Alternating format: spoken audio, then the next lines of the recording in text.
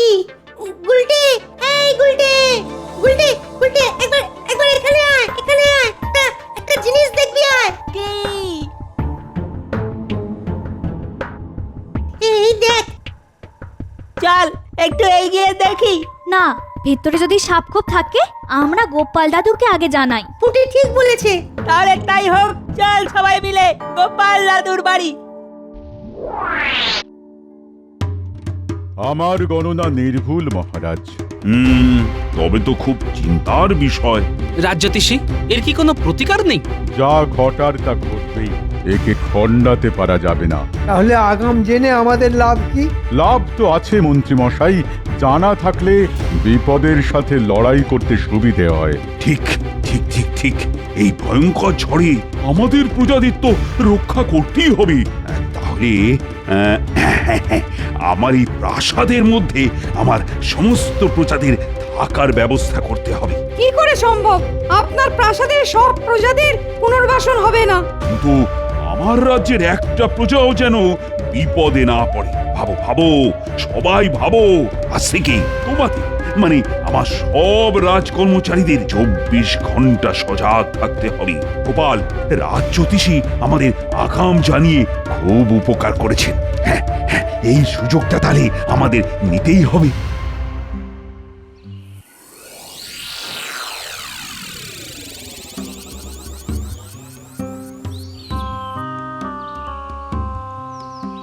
দাদু, আর দাদু, আমরা খেলতে গিয়ে না একটা জিনিস দেখতে পেয়েছি।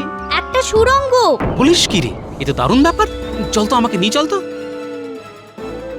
ও মা, এই তো এলে। আবার কোথায় যাচ্ছ? আমি বলি, পায়ের নিচে তোমার কি সর্ষে আছে নাকি? খুব বড় বিপদ আসছে গিন্নি, সামলাতে হবে, নইলে সবার বিপদ। বিপদ? হ্যাঁ গিন্নি, আমি এসে সব বলছি, চল।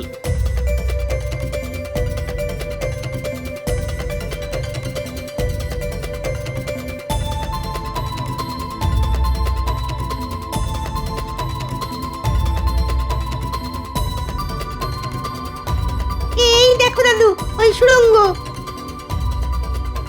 এবার চল তো, ভেতরে গিয়ে দেখি। কি করে যাবে গোপাল দাদু? ভেতরটা তো অন্ধকার। তা অবশ্য ঠিকই বলেছিস। চল, এখন আমরা বাড়ি যাই, মশাল নিয়ে আসি। সেই ভালো।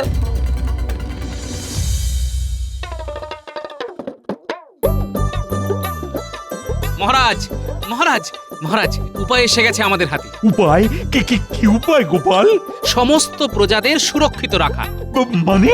ওই রাজ্যের শেষ প্রান্তে যে মাঠটা আছে না, তার নিচে একটা সুড়ঙ্গ, বিশাল। মহারাজ, গোপাল মনে হয় বিপদের গুরুত্বটা ঠিক বুঝতে পারেন। মহারাজ, গোপাল ঠিকই বলেছে, আমাদের একবার ওখানে গিয়ে দেখে আসা উচিত। একবার যাওয়া উচিত। সবাই যখন চাইছে তখন যাওয়া যাক। চলো চলো সবাই।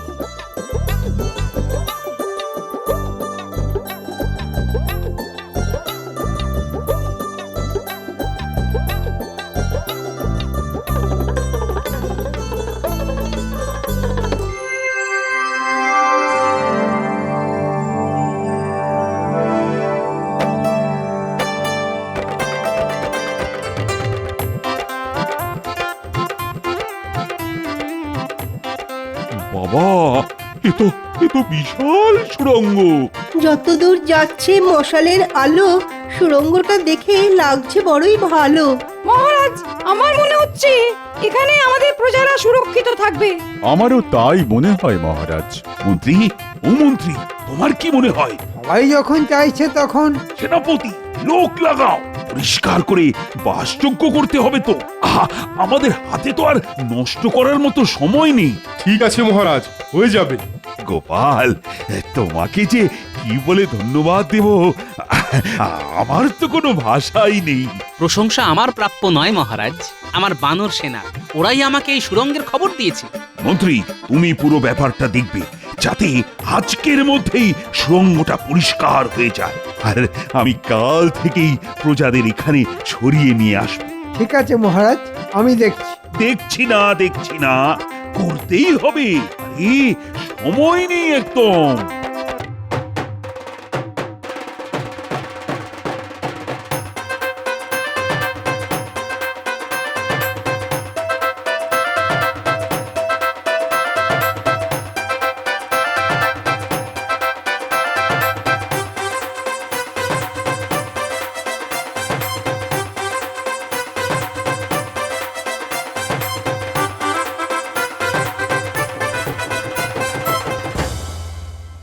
দরকারি জিনিস গুছিয়ে নাও, কাল আমাদের সুড়ঙ্গতে আশ্রয় নিতে হবে। এ কি সর্বনাশ হলো গো! এখানে আমাদের কিছু করার নেই গিন্নি, প্রকৃতির মার। প্রকৃতির কাছে মানুষ বড় অসহায়। ভাগ্যিস ভাগ্যিস রাজ জ্যোতিষীর গণনায় আমরা আগাম জানতে পারলাম। একটাই ভগবানের কাছে আর্জি, ক্ষতি যেন খুব বেশি না হয়। কি ভাবছেন মহারাজ? আর ভাবনা কি আর একটা রানী? ভাবনা সঠিক। এই মুহূর্তে আমার রাজ্য এক ভয়ঙ্কর বিপদের মধ্যে রয়েছে। আমাদের রাজ জ্যোতিষী গণনা করে জানিয়েছে ভয়ঙ্কর ঘূর্ণিঝড় এই কৃষ্ণনগরে আছড়ে পড়বে। আর আমার রাজ জ্যোতিষীর গণনা তো মিথ্যে হবার নয়। আমি রাজা, কৃষ্ণনগরের রাজা, আর আমার দায়িত্ব যেন আমার সব প্রজা সুরক্ষিত থাকে। আপনি নিশ্চিন্তে থাকুন, সব ঠিক হয়ে যাবে দেখবেন। সব সব যেন ঠিকঠাক হয়ে যায়। কি যে হবে পণ্ডিত বউ, খুব চিন্তায় আছি গো। আমাদের ওই চিন্তাটুকুই তো আছে, আশা করি খুব ক্ষতি হবে না।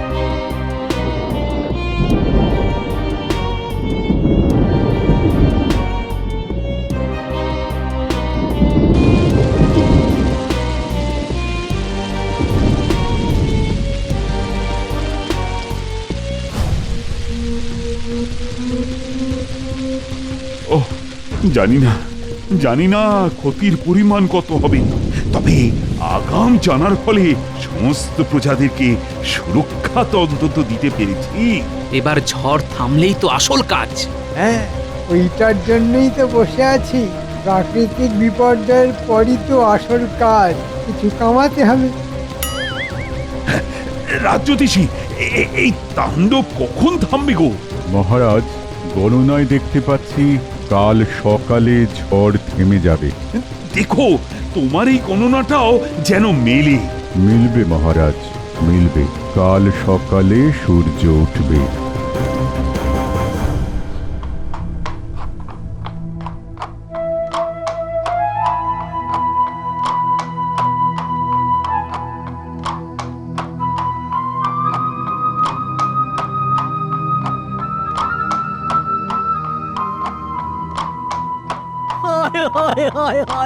এবার কি করব? আমার তো সব গেল। ও হায় হায় হায়, সব রাজ্যে যেখানেই গেলাম সেখানেই এক দৃশ্য, পুরো রাজ্য বিধ্বস্ত। মন্ত্রী, বলুন মহারাজ।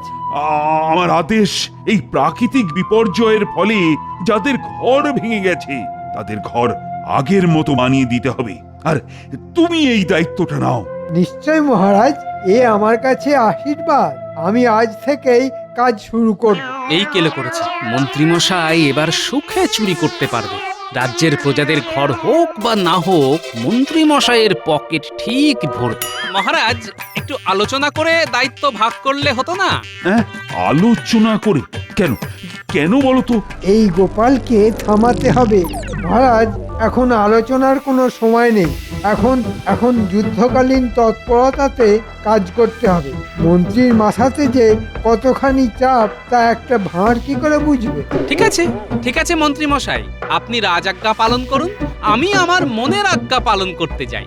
গোপাল, এখন ঝগড়া বিবাদ করার সময় নয়। আমাদের রাজ্য সংকটে, এখন আমাদের সকলকে একজোট হয়ে কাজ করতে হবে।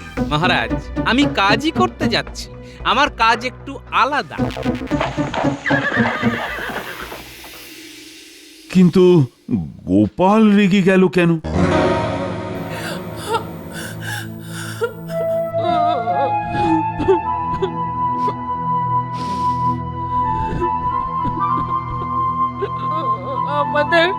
আমাদের সব চলে গেল। কেদো না গিন্নি, কেদো না। মহারাজ ঘর গড়ে দেবার জন্য মন্ত্রীমশাইকে দায়িত্ব দিয়েছেন। মন্ত্রী মশাইকে মহারাজ আর কাউকে পেলেন না না গো? যার 9 হয় না তার 90তেও হবে না, কিন্তু আমিও ছেড়ে দেবার পাত্র নই। মন্ত্রী মশাইকে চুরি করার জন্য খোলা মাঠ আমি কিছুতেই দেব না গিন্নি। গোপাল দাদু, আমাদের ঘরের চাল উড়ে গেছে। কাঁদিস না বাবারা, কাঁদিস না, আবার সব ঠিক হয়ে যাবে। এখন কিছুদিন ওই সুরঙ্গে আমাদের থাকতে হবে, বুঝলি? আর একটা কাজ করতে হবে। কি কাজ দাদু? শোন, তোদের কাজ হলো মন্ত্রী মশাই আর বটা ঘটার উপর নজর রাখা। ওরা কোথায় যায়, কি করে, সব খবর আমার চাই। ঠিক আছে দাদু, তোমাকে সব খবর দেব। আমরা আজ থেকেই নজর রাখবো। ওহ, কতদিন পর একটু বাড়তি লক্ষ্মী লাভ হবে। গোপাল টেপড়ে ঘেঁটে দিচ্ছিল, ওর মুরব্বিয়ানাটা বন্ধ করতে পেরে কি ভালো লাগছে। যাই বটা ঘটার কাছে। এই গুলটে ন্যাপলা, ওই দেখ মন্ত্রী মশাই। খুব ফুর্তি দেখছি। চল, পিছু পিছু চল, দেখি কোথায় যায়।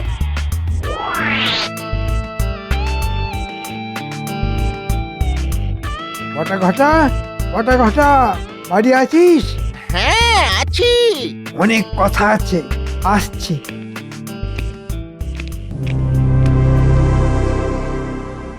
আমাদের খুব সতর্কভাবে কাজ করতে হবে। গোপালের ওই বিচ্ছু বাচ্চাগুলো যেন কোনোভাবে আমাদের পরিকল্পনা জানতে না পারে। বটা ঘটা, জানলাটা বন্ধ কর। ওই বিচ্ছুগুলো যেন লুকিয়ে আমাদের কথা শুনতে না পারে। শোন, যাদের বাড়ি ঝড়ে ভেঙেছে তাদের বাড়ি মহারাজ গড়ে দেবেন। আমাকে দায়িত্ব দিয়েছে। আমার কাছে রাজকোষের অর্থ, এই অর্থের অর্ধেক আমাদের পকেটে, আর অর্ধেকে বাড়ি তৈরি হবে। মানেটা কি হলো? কারো সর্বনাশ আর কারো পৌষ মাস। এই সর্বনাশটা আছে বলে এই আমি একটু করে কমে খাচ্ছি, আর তার সাথে ওদেরকেও খাওয়াচ্ছি। শুনলি তো? চল।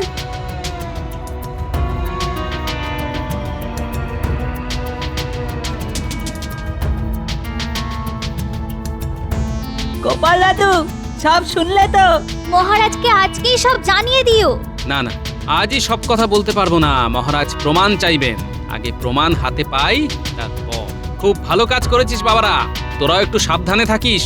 আমি এখন রাজসভায় যাচ্ছি।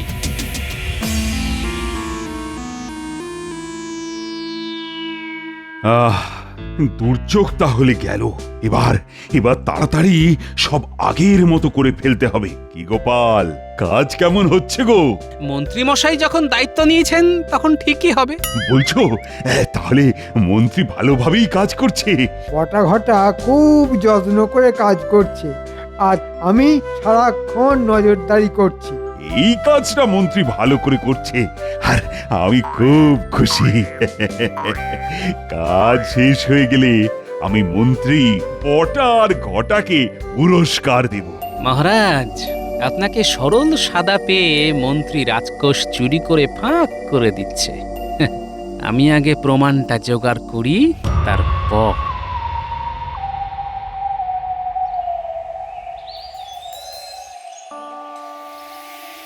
গোপাল দাদা, ও গোপাল দাদা, আমার আমার সর্বনাশ হয়ে গেছে গোপাল দাদা। কেন, আবার কি সর্বনাশ হলো? ঘরের দেওয়ালটা হঠাৎ ভেঙে পড়লো। মানে এই তো সেদিন তোমাদের বাড়িঘর মহারাজ বানিয়ে দিলেন। গোপাল দাদা, গোপাল দাদা, আমার আমার ঘরের চালটাও ভেঙে পড়েছে। সে কি, তোমারও? কি দরকার ছিল এভাবে কম দামে জিনিস দিয়ে ঘর বানানোর? না না, এই দোষটা মহারাজের নয়, এই দোষ আমাদের মন্ত্রী মশাইয়ের। আমি একটা প্রমাণ চাইছিলাম। চলো মহারাজের কাছে চলো। চলো চলো গোপাল গোপাল দাদা। দাদা।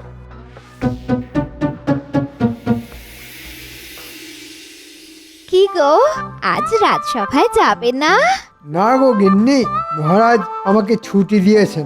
এত খাটাখাটুনি গেল, তাই মহারাজ খুশি হয়ে ছুটি দিয়েছেন। তাহলে চলো না, আজ মায়ের কাছে যাই। মা খুব খুশি হবে, আর আমি তোমার দেওয়া 7 নলি হাতটা দেখাবো। চলো তাহলে দুদিন কাটিয়ে আসি। তাহলে গুছিয়ে নি।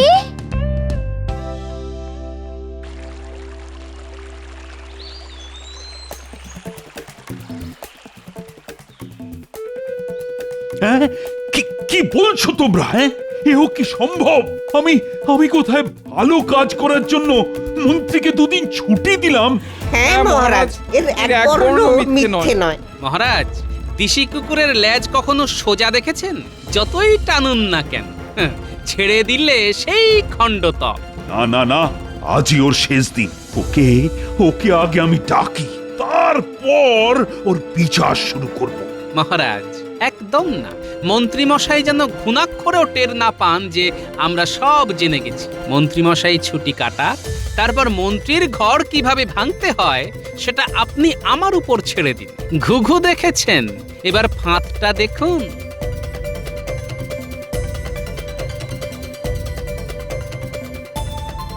বাবা বাবা বাবা, লোভী মন্ত্রী, টোপটা তো গিলবেই। তোমার পিতার গুপ্তধন পড়ো তুমি দিয়ে মন।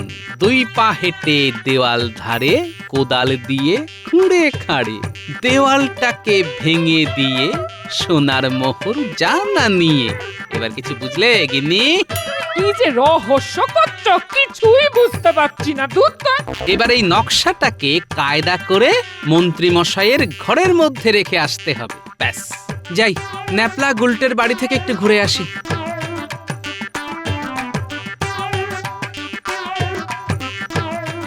মানুষটা কি পাগল হয়ে গেল নাকি? ও ঠাকুর, ও ঠাকুর, একটু দেখো মানুষটাকে। ঠাকুর,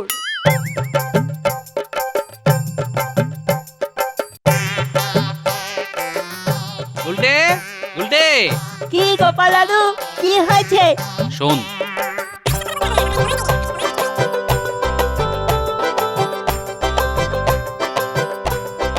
সাবধানে কাজটা করতে হবে। মন্ত্রী মশাই আর মন্ত্রীগিন্নি বাড়ি নেই, আমি খবর নিয়েছি, বুঝলি? তুমি নিশ্চিন্তে থাকো, তোমার কাজ না হয়ে যাবে। আমি জানি বাবা, তোরা তো আমার বানর সেনা। আমি এখন আসছি, কাল খবর নেব। আমি আজ এক্ষুনি গিয়ে কাজটা করে আসছি।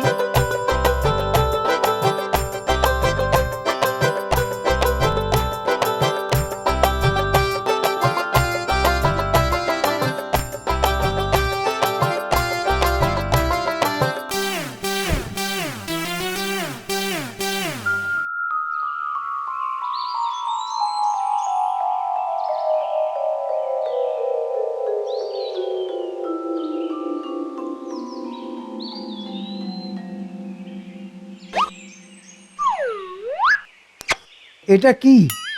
পুরনো কাগজ, একটা নকশা আঁকা, কি একটা লেখা আছে। তোমার পিতার গুপ্তধন পড়ো তুমি দিয়ে মন। 2 পা হেঁটে দেওয়াল ধরে, কোদাল দিয়ে খুঁড়ে খাঁড়ে, দেওয়ালটা ভেঙে দিয়ে সোনার মোহর জানা নিয়ে।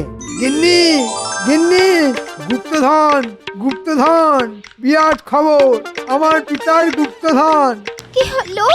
কি হলো? চাচাচ্ছ কেন? কি হলো? এই দেখো।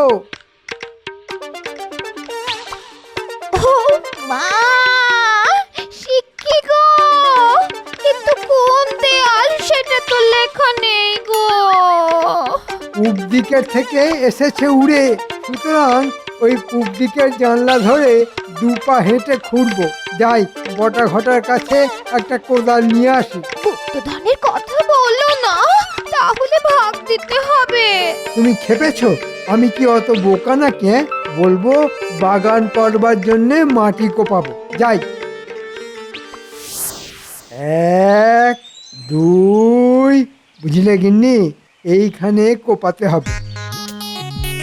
একটু জোরে, হেইও, দেওয়াল ভাঙো, হেইও। ভাঙো ভাঙো ভাঙো, হেইও, দেয়াল ভাঙো, হেইও। এবার পাবো, এবার পাবো গুপ্তধন।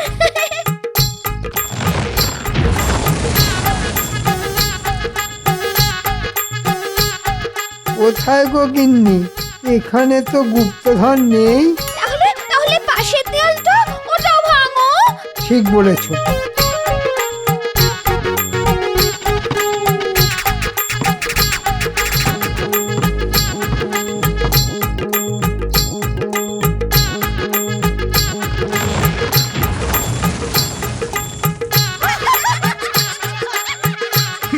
বাবা বাবা, খুব সুন্দর, খুব সুন্দর।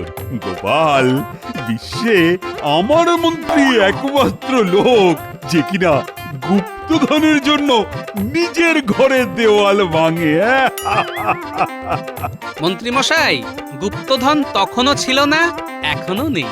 শুধু ঘর ভাঙার কষ্টটা কেমন লাগে সেটা জানালাম। এই এই, তুমি কম দামের ভেজাল জিনিস দিয়ে গরিবের ঘর বানালে, হ্যাঁ? তোমার কাছে যা অর্থ আছে সেটা এক্ষুনি ফেরত দাও। আর তোমার দুই সাগরেদ বটা আর ঘটা আমার কাছে সব স্বীকার করে নিয়েছে আর সমস্ত অর্থ ফেরত দিয়েছে। তাই তোমাকেও ফেরত দিতে হবে। আর নিজের ঘরের দেওয়াল তোমাকে একাই তুলতে হবে। ও ভোলা ময়রা, ও পুটির বাবা, তোমাদের ঘর আবার করে দেওয়া হবে। এবার কিন্তু সব দায়িত্ব গোপালের। ধন্য ধন্য ধন্য মহারাজ। মহারাজ, ধন্য।